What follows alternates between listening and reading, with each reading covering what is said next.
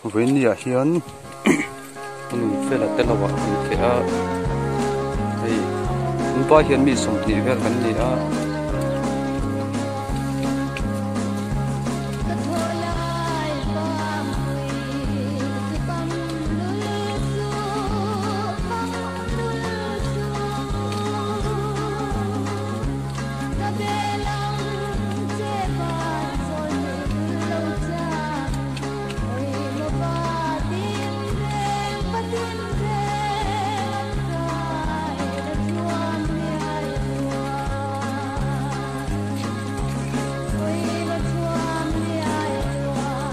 Tela tak kapan apa? Contoh Sorry. ini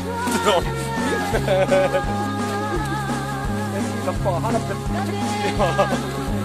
sorry.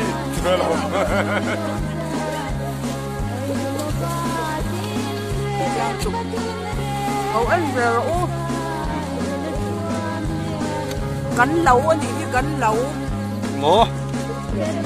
cắn lâu anh đi mình lâu anh về để u lấy ra thì không khai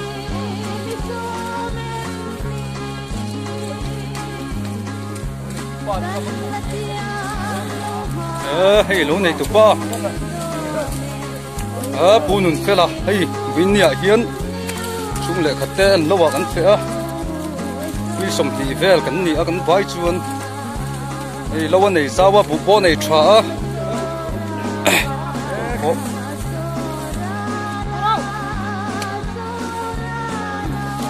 don fo anh đã thấy box ya tool box ya hay nó vấn đề sao box ya thì nói rồi rất biết box ya don fo ai lai đúng không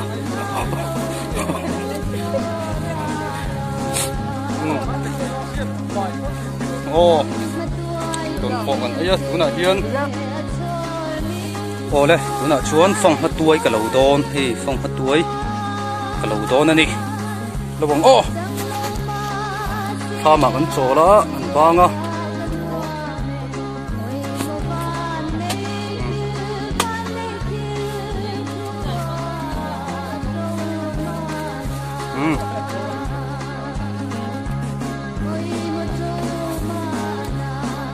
hey vei min pan ani hi chum tur te ro tur te niang